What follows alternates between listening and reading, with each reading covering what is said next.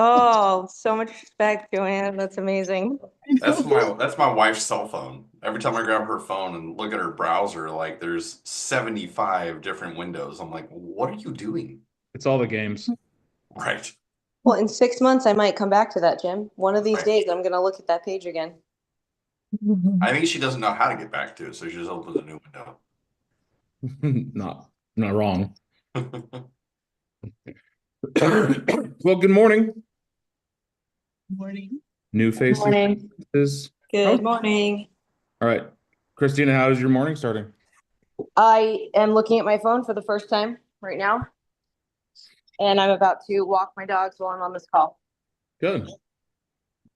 So it's fantastic. Was it like itching and scratching crack fiend not having your phone this morning? No, it wasn't. That's the thing. It's like I'm fine without it, but once I rip that Band-Aid off, it's just all downhill. I got the watch for going too. Sorry, guys. I was just Nice. gonna ask you, how'd your steps go? I made up from yesterday's missing, Good. so I'm not very good at math. This step counter, man, I tell you. I went to bed at 50,040 and woke up at 4698. I'm super mad. Well, just got to do 6,000 to make sure that it logs it properly. That's what I did. So 302, and I did 325 extra. I'm still going to do more. Probably today will be a 6,000 day. More importantly, where are we partying with Christina's house payment? Nowhere, because she's going to knock this thing out. That's absolutely I want to correct. party. Listen, my payment might be lower than you think it is. That's okay. And the party better be in Arizona. That's all I have to say. It doesn't matter as long as it's painful and you hit your goal. Yeah, well, I'm gonna hit my goal, and therefore it will not be painful. It's already painful because I had to go take the cash out of the bank. Like legitimately, that's like my rent money. It is. It is, in fact, her rent money. Well, what are your wins? What are your celebrations? Something you're proud of? Well, my son was having like a bad morning. He just left. I could say it now. So I had to steer the ship in a positive way. So we just had a morning request session, like a karaoke session in the car to make it more positive. And the 8-year-old was requesting songs and Elton John, who knew? So we were just having fun right now. So it was pretty fun this morning. So happy. Well, good. Yeah. Positive things. What else? Come on, guys. I'm gonna intervene. Elton John will do that to just about anyone. You are not. Other Hi wins? guys, I'm new here. Welcome, Denise. Thank you. I'm kind of preoccupied. I just put a listing up in Lake Elsinore, and right now I'm doing an offer while I'm here with you guys. Excited to be with Keller Williams. I was started with them in my beginning of my career, and I absolutely love Jen and Seth. Are you guys all with the La Jolla office? Nope. No. Nice to meet you. You're on my team. I haven't met you yet. Oh, okay. Sorry, I'm in my PJs right now, so I'm not going on camera. No, we've got agents from Tucson, Sierra Vista, right now, La Jolla, San Diego, Elk Grove, which is up by Sacramento, and Red Rock. So agents all over. You're welcome to the morning. Welcome, welcome, welcome. This is a fantastic opportunity. We start every day the same way. What are your wins, your celebrations? Because I want you guys to focus on the small victories that lead into bigger ones. Like 2 days ago, I started the 66-day challenge. Some of you started yesterday. So I'd like an update on that. Who's continuing on? I did. Fire under contract yesterday, Dan, and I got my first entry into the 66-day challenge. There you go. 5 of you talked at the same time, which excites I know, me. we're so All excited. to do it, which is good. I don't want this momentum to lose. I don't. I want you to be excited about it. It is monotonous as hell to track a single thing for 66 days. But just think about what's going to happen. And yet, yesterday, 66 days from yesterday was June 27th. So middle of summer, things are going to be changed. Man, I felt it yesterday in my hips and my thighs. I'm like, man, I walked extra today. And Hips don't lie. my hips don't lie. Shakira had it right. She did. She's a philosopher. We didn't even know it. Remember that song Africa? That was a little fucking weird. All right. That's a great song. You're a great song. I journaled, and I read exactly what to say. And that's going to be part of my morning, my 10 minutes, 10-minute reading, 10-minute journaling, uh, first part of the day. Love that. Love that for you. Thanks. This is an opportunity, guys. All right. Now it's Wednesday. Enough about our 66 days. We're going to continue daily check-ins with that just to get you on track. Keep going. If it's not printed out, you're wrong. Have it printed out. Have it next to your bedside, your mirror in your bathroom, next to where you work. Somewhere we're going to see it every single day and track it. So what are your conversations, topics, objections, situations you guys want to work on this morning to make you better, sharper, and more skilled to go out there and slay the market today? I have a question. I got an answer. I was talking to an agent yesterday on my team, and she's working with one of her good friends, and they're looking for, so this is the scenario. She wants to buy a house that she's comfortable with paying. She has a good job. She's gonna get a promotion like in the next couple months. However, her dad wants her to buy like at the top of her price point and is kind of is saying like, well, this type of home is gonna appreciate more over like the next couple years. You should buy a turnkey ready property. And this agent's just like, I want to go with what my friend wants and what she's comfortable with. But like now I'm also dealing with the dad who's like pushing her to go to her max budget. But I asked him if he's going to be helping her, and he's not. He said, when push comes to shove, I might help out.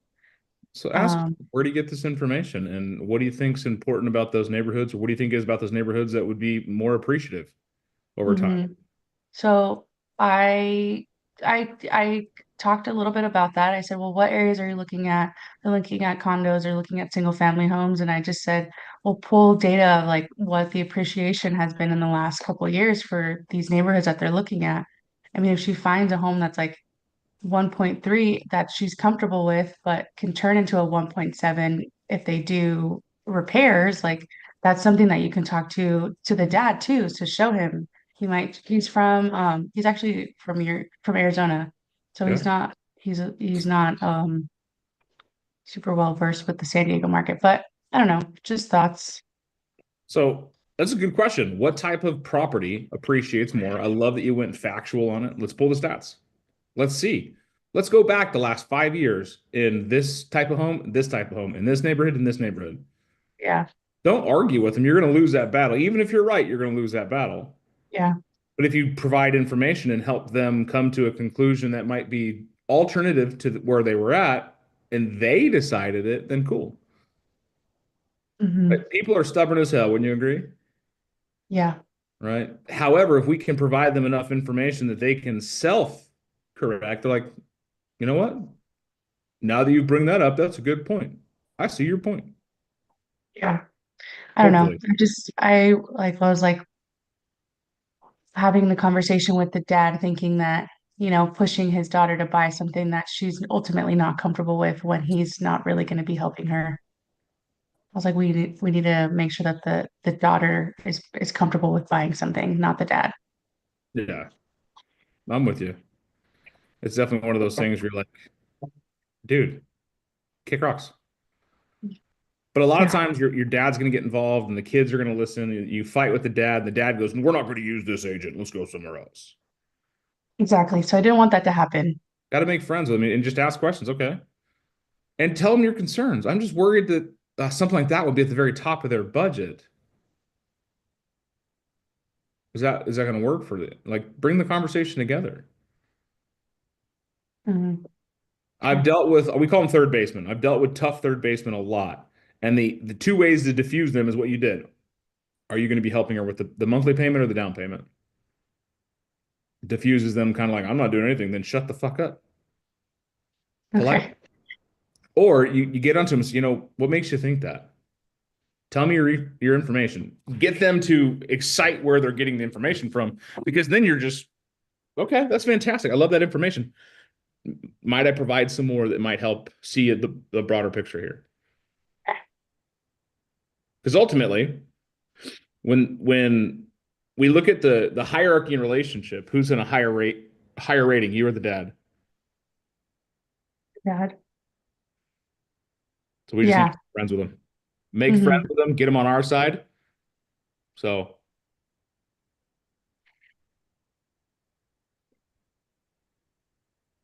trying to think, like there's some markets where condos will actually appreciate better. And I think they're mostly in Southern California. Yeah, San Diego's seen a ton of appreciation in Big condos. condos. Yeah. Yeah, It's so condos are New York, I think Miami a little bit, and San Diego. Because you guys have housing issues, density issues. mhm. Yeah. And people So want yards. Like I'm sitting at one of our rentals. It's got you guys, this backyard is phenomenal. I love it. It's one of my favorites. And I couldn't even think about having a backyard. Hell, my back porch is the size of most of these condos' backyards. yeah, so I don't know. This is something that she asked me yesterday, and I was wanting to get like your feedback on like kind of some of the talking points that I had, but I was like, I What's feel her like thoughts that's on it good though? advice. Huh? What's her thoughts on it though? What's your client's thoughts? She is leaning more towards like the payments that she's comfortable with. And I think she might be a little like scared or just not wanting to maybe put her foot down with her dad. Okay. So, So talk to her candidly and ask her, would you like me to be a little bit more forward with your father on this topic? mhm. Because then you can't alienate yourself away from her because she's given you the authority to do so.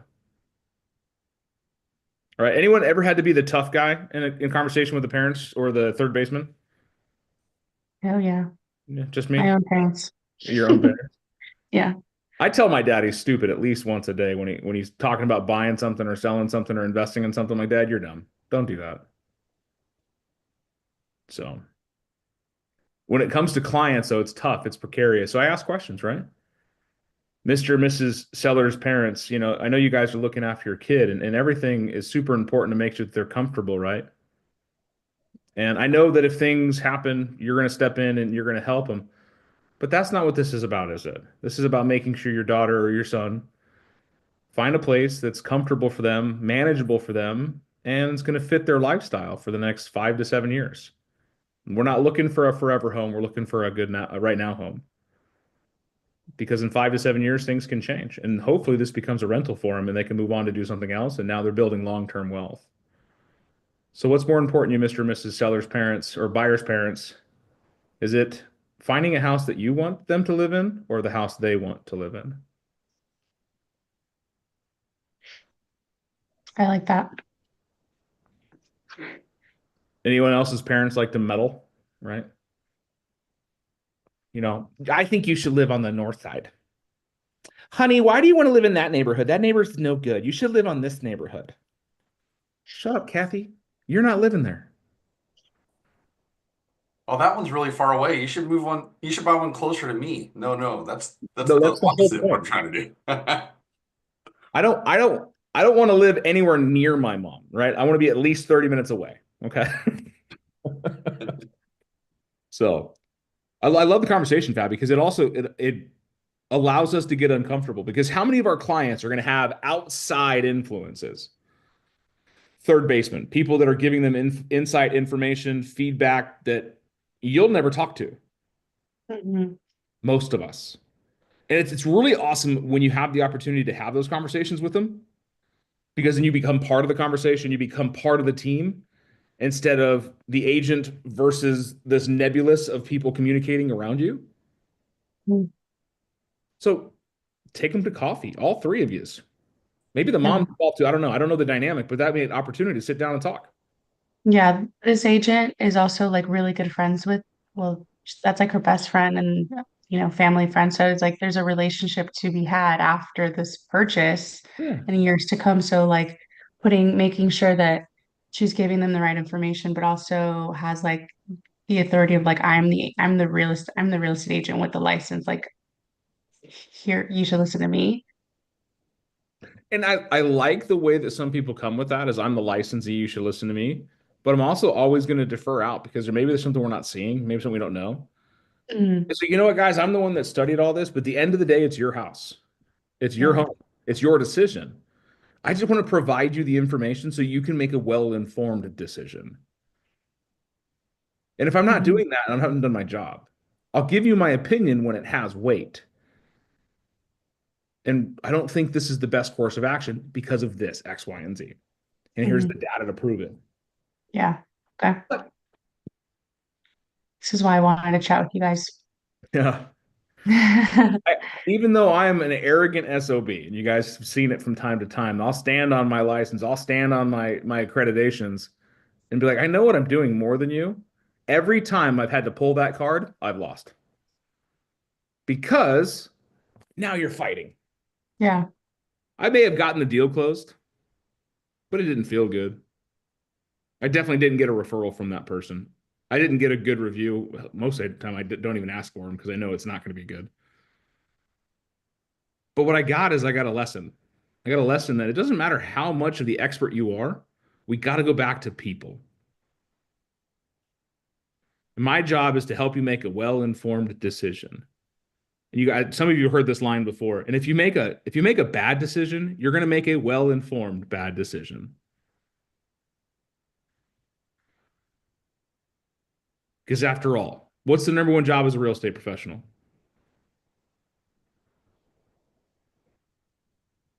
There's a lot of Um, answers to that question. yeah. I was thinking about so many different There's things. only ever one first real Well, job. relationships is my answer. Provide perspective. Because your job isn't to get them a house. Your job is to provide the perspective of the house they're looking for. Your job isn't to sell the house. Your job is to add them the perspective to help them make decisions that will allow you to get the home sold. I don't know if you've ever tried to yoke and block a donkey up a hill, which means strapping a big ass rope across your shoulder and trying to drag this beast up a hill. It don't work. No matter how strong you are, how skilled, how gifted, how smart, that donkey is always going to win. Mhm. Stubborn asses don't change their feet. Just like clients, you got to add the perspective. Find out what they're looking to do. Find out what you can do to solve it and provide them the resources and information so they can make a well-informed decision. That sentence should be canned in your vernacular and stuck in your brain. I'm here to help you make a well-informed decision. Because if you want to make a bad decision, it's going to be a well-informed bad decision. Because it's not my job to tell you you're wrong. I've had clients call me up 6 months after buying a house. Man, this house sucks. I wish I had never bought it. Good, let's sell it. I'll sell it for free. Oh, no, no, no, no. We don't want to sell it. We're fine. Oh, okay. So it may not be that bad. So tell me, what is it about the house you don't like? Well, this, and this. Oh, I've got a guy that can help you fix that. Really? Yeah, here you go. Boom. Dan, loving the remodel. It's fantastic. It wasn't as expensive as we thought it would be. Yeah, you're right, dude. It's not that bad. But when you don't take the time to say, okay, well, who else is helping you make this decision? Now we're going global. We know Fabi has a third baseman, but if you don't know, ask the question. So, Jessica, who do you use to bounce ideas off of? She's like, my kids are in the room. You? Me, right? Well, hey, why don't we get me on the phone? The three of us can have a conversation and kind of get on the same page because I want to make sure that the support you're getting outside of our relationship also knows that I'm here to help too. Now, does it like, oh my God, really? You do that? Now, it's a Grant Cardone. If you guys don't know who Uncle Grant is, he's a influencer, sales trainer, investor, kind of funny guy. But when I first got in the car business many, many, many years ago, we had to watch what they called the Cardone University sales training portal, which is a bunch of video resources. Then we had to watch 10 a day, and it just became monotonous. Well, one of the things I remember from that was his close of, how to handle or disarm a third baseman. Well, Mr. and Mrs. Buyer, here's your payment. Third baseman, the person that's not on the deal at all. Oh, that's they can get a better deal somewhere else. I think you should get this, this, and this. And oh, well, I appreciate your input. Are you going to be helping them with the monthly payment or the down payment or both? And then they stall and they shudder and then they say, well, neither. I'm just here to help. Okay, great. And then you literally turn away from them, go back to conversating with your clients, and it just disengages the third baseman, makes the other people like, oh, wow. And Jessica's son is giving us gang signs. Or he's doing witchcraft. Either way, I'm good with it. So, good morning, little one.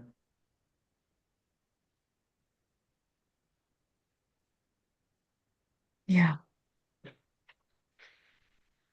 Okay. Other questions, thoughts, comments? How else would you guys handle a tough third base person?